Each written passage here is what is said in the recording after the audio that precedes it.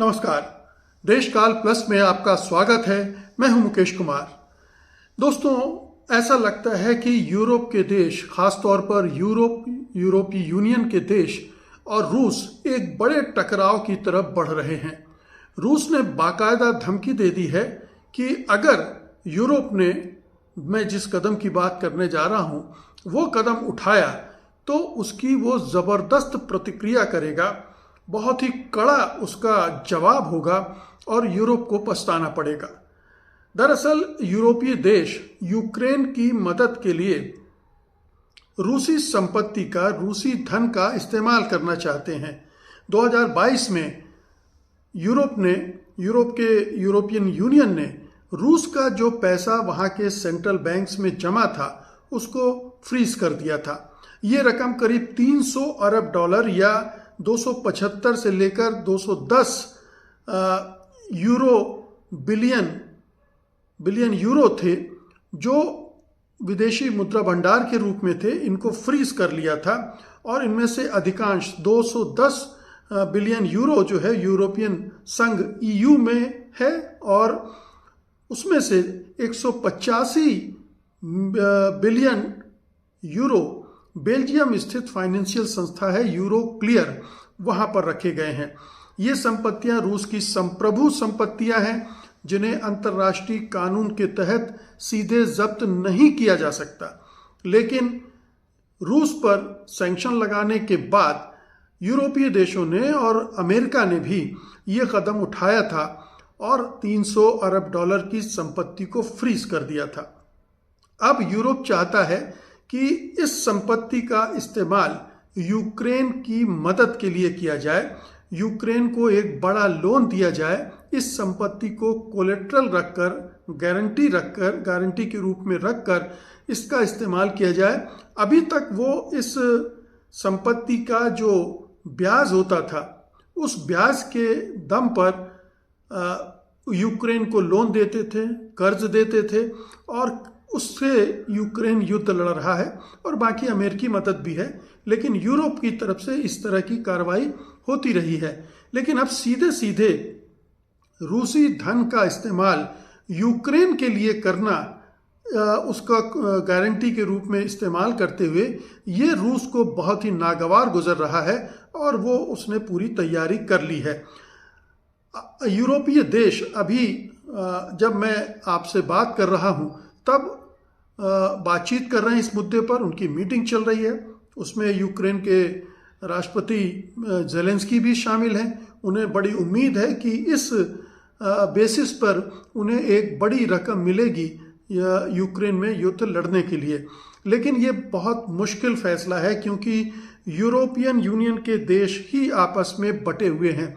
उनमें से बहुत सारे देश नहीं चाहते, खासतौर पर हंगरी जो रूस समर्थक भी है, और रूस समर्थक होना उसके लिए मजबूरी भी है, ज़रूरी भी है, क्योंकि उसकी जो ऊर्जा की ज़रूरतें होती हैं वो रूस से ही पूरी होती हैं।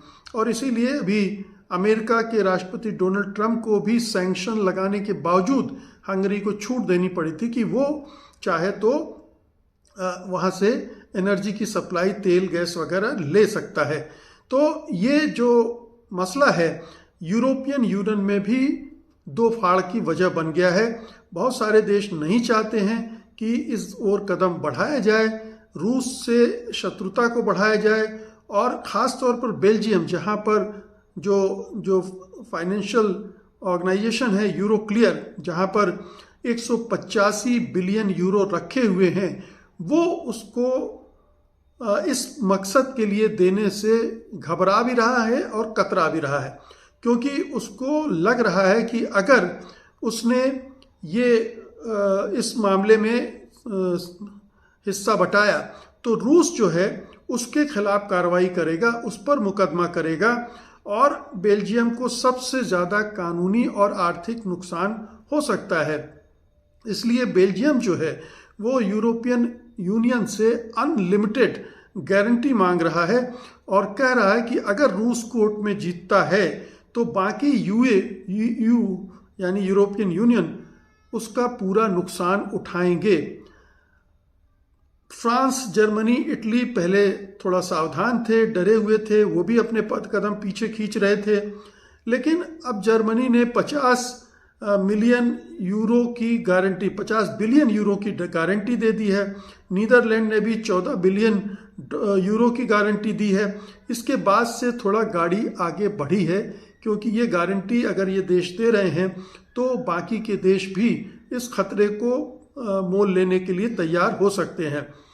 देखिए, उधर अमेरिकी राष्ट्रपति भी कह रहे हैं कि इस दिशा में कदम मत बढ़ाओ, क्योंकि अमेरिकी राष्ट्रपति को लग रहा है कि अगर यूरोपियन यूनियन या यूरोप के देश ये काम करते हैं तो वो जो यूक्रेन के बारे में शांति का समझौता आगे बढ़ा रहे हैं उसमें अड़चन आएगी। वो युद्ध रोकना चाहते हैं, वो नहीं चाहते हैं कि यूक्रेन को बहुत ज़्यादा मदद अभी दी जाए और युद्ध लंबा चले, क्योंकि यूक्रेन को अगर ये मदद मिलती है तो वो और लड़ेगा तो और लड़ाई लंबी चलेगी, और रूस तो पीछे हटने से रहा।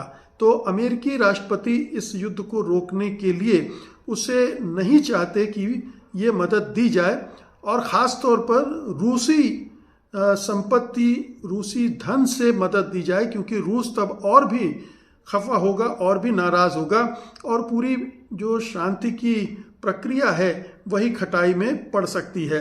रूस ने बार बार चेतावनी दी है कि अगर इन एसेट्स का इस्तेमाल किया गया तो वो सबसे बड़ी कड़ी कार्रवाई करेगा, हार्सेस्ट जो रिटेलिएशन है वो करेगा।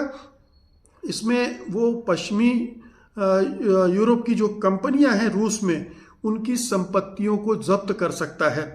रूसी सेंट्रल बैंक ने 15 दिसंबर 2025 को यूरोक्लियर के खिलाफ मॉस्को कोर्ट में $230 बिलियन का मुकदमा ठोक दिया है।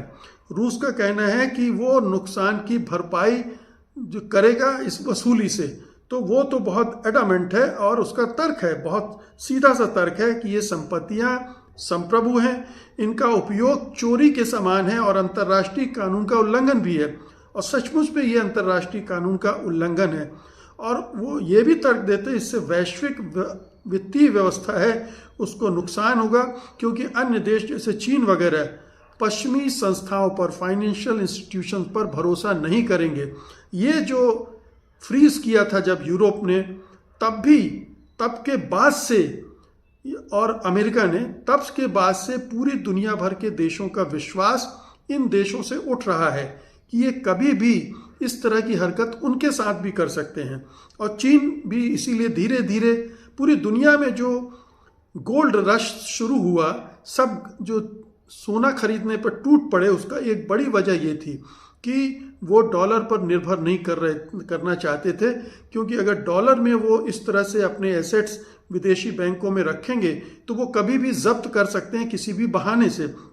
और ये डी डॉलराइजेशन के प्रोसेस को भी बढ़ा रहा है, और ये चिंता भी अमेरिका की है, डोनाल्ड ट्रंप की है, कि अगर ये इस दिशा में आगे बढ़े तो डी डॉलराइजेशन की प्रोसेस और तेज होगी, यानी डॉलर से हटकर लोग और भी सोना इकट्ठा करेंगे या अपनी मुद्राओं में व्यापार की तरफ आगे बढ़ेंगे। तो ये एक दुष्चक्र सा है जिसमें अमेरिका और उसके सहयोगी देश फंस गए हैं। अगर वो आगे बढ़ेंगे तो रूस के कोप भाजक बनेंगे। रूस पुतिन बख्शने वाले नहीं है, और पोलैंड घबराया हुआ है, और भी जो वहाँ के सीमांत देश हैं रूस से लगे हुए, वो भी चिंतित हैं कि रूस धमकी भी दे चुका है पहले भी, ये कहीं ये मामला एस्केलेट इतना न कर जाए कि कोई नया टकराव शुरू हो जाए, और रूस इसके लिए तैयार दिख रहा है। रूस किसी भी तरह से यूरोपीय देशों को बख्शने के लिए तैयार नहीं है, और ये एक नए टकराव को जन्म दे सकता है। यूक्रेन को इस तरह से मदद देना, दरअसल यूरोपीय देश एक तरह से अपनी जिम्मेदारी झाड़ रहे हैं, अपने खजाने से कुछ नहीं देना चाहते हैं, वो रूसी पैसे का इस्तेमाल कर रहे हैं।